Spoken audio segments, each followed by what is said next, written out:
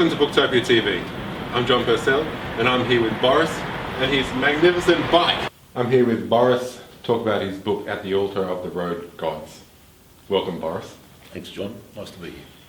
Okay, straight up, it's not the kind of book that I would generally normally read, but because I'm part of Booktopia TV and I get to meet and read books by a vast array of people, I've read the first 60 pages of your book in what felt like no time at all. I mean, it's a very fast book to read, you can't kind of just drop it. Like, the intro sets it up so well. But right in the front of the book, you pretty much set out a kind of a challenge to me, as my kind of reader, to keep going. You describe yourself as a shit magnet right at the beginning of the book. Yeah, that's pretty much it. Yeah. What is it about you that makes you a shit magnet, and why is that so compelling to someone like me? I think Thoreau said a long time ago, most men lead lives of quiet desperation. I was clearly not one of those men. I don't know why I attract shit. It's just one of those cosmic things. It just happens. I think the fact that I ride a motorcycle just makes that shit even more exciting when it does happen, and it happens with monotonous regularity. Well, I think of your book as as much as I've read, as a philosophical treatise. I'm flattered. Yeah, because it is. I mean, you're setting out a way of life. It doesn't really quite fit in the mind, body, spirit section of our bookshop, but it does have a theory. It does have a way of living that you set forth. It is a little antisocial, like in its position. There is one part where you sort of divide the world into those who ride and those who don't ride, and me, my kind, more are the lemmings that sort of go through their peaceful, normal lives while you're living on the edge, sort of in tune with life and death at all times. Tell us a little bit about what that kind of life means to you, that living on the edge kind of life. Motorcycling is inherently dangerous. I think that's why we do it. It's the thrill of the whole thing. It's the ride itself is unless you've done it, you don't know, and it's hard to sit in judgment if you don't know. I'm a firm believer in, if you wish to condemn something, first you need to try that and then see if it's worthy of being condemned. I think that most people are cotton-wooled. Society is becoming ever more safety-oriented. And I'm accused of being anti-authoritarian, and that's a bad thing. I mean, why is that a bad thing to be anti-authority? Rebel with the cause. I don't know that the rebel needs a cause; just needs to be a rebel. Right. So more like the Marlon Brando one, who says, "What do you got?" Yeah, what do you got? It's that simple. Motorcycling speaks to me deeply, and I think most of the adherents who do it, and seriously do it, not as a hobby but as something that you do. It defines me. It defines them. It's what we do. I mean, I'm in my 50s now. I've never actually owned a car.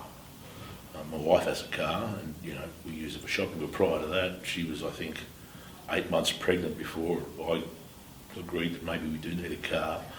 And even at that stage, I borrowed one until after she had our son. So, I've resisted the whole thing. I believe that cars are the modern manifestation of the Conestoga wagon, full of pots and pans and families and stuff like that. And men rode horses, and some men still ride horses, but they're steel ones. Yeah, the image I get of when you talk about that in the book, you describe driving on the highway in winter. With the cold and the rain. That's a hard sell to people who haven't got the same passion. Sure, you've got to love it. You've got to love it. But it's a challenge thing. Why do men climb mountains? Because they're there. They want to test themselves against the elements. Motorcycling provides all of that. It'll give you extreme highs, it'll give you extreme lows, it'll give you extreme physical conditions, and it's a measure of yourself as a man, how you deal with those conditions. There is a lot of talk about testicles in the book, I must say, the size of someone's kahunas. Sure.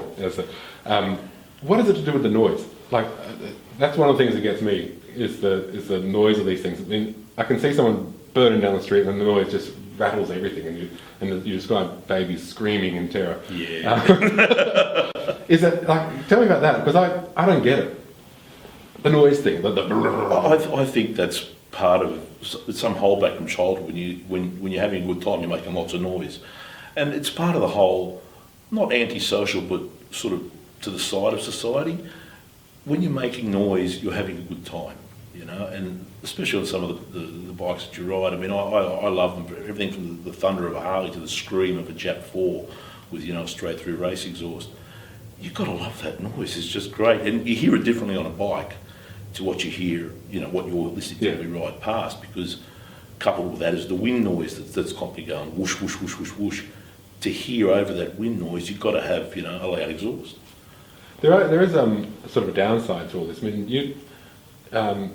even though that you're riding and you're alone, you do find a lot of friends through lower bikes, and there's a chronicle. Like friends, as we read through the book, are getting knocked off, broken arms, broken ribs.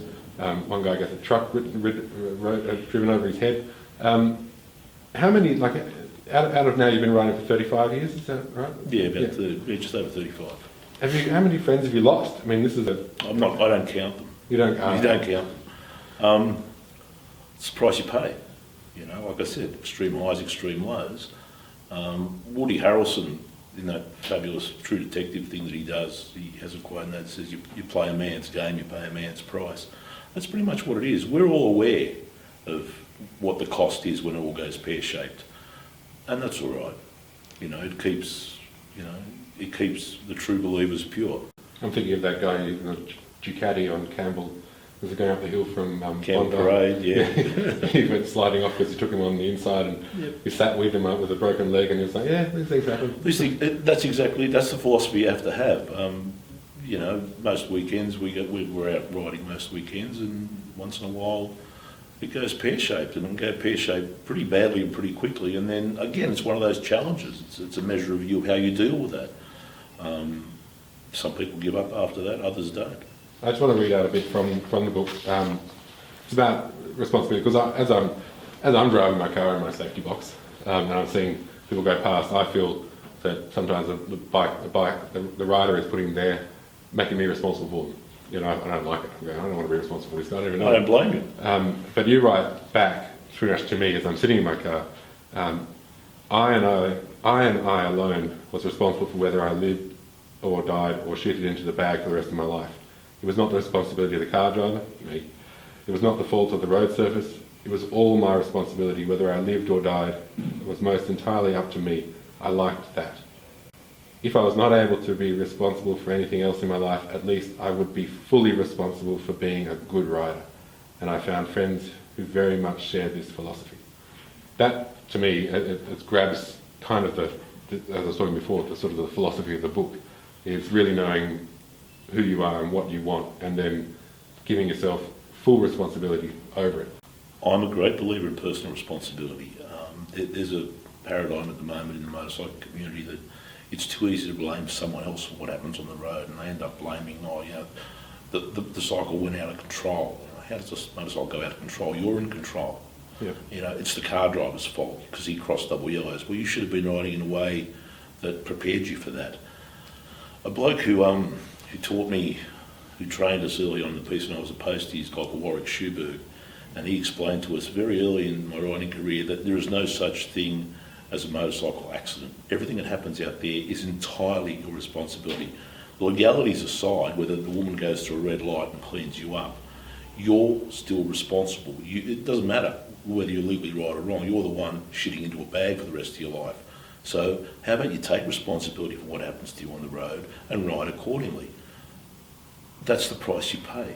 So that's a kind of one of the great lessons of history and literature and all those sort of things of philosophy is knowing ourselves, but also knowing others, so you can then react to their behaviour or predict behaviour. The better understanding you have of what other people are going to do. If you ride for a while, you get like almost a spidey sense, we call it. Yeah. You kind of know what the guy in the car is going to do. We assume that you don't see us, or good riders. We assume we're invisible. We ride accordingly. I don't expect you to see me. you know. So it's not your fault. If you run over the top of me, it's my fault that you've done that, right? Because I didn't anticipate it. I should have been more in my game. And, you know, we're like cats on hot tin roofs, you know. We're always, the good ones are always on their game. So in the book, you're giving your riding history, as far as I can tell. What is it like? I'm looking at you now, and I'm looking at the bike we just got off, right? And I'm trying to imagine you, and I can't do it. I'm trying to imagine you on a Postie bike. You're a Postie on this little bike, and the stories they're telling about what you got up to on this is an incredible stories and well worth reading. But how did you cope with that little thing after being on such big bikes? I think the issue for me was not the size of the bike. I love all bikes. Bikes are just great. They paid me to ride motorcycles.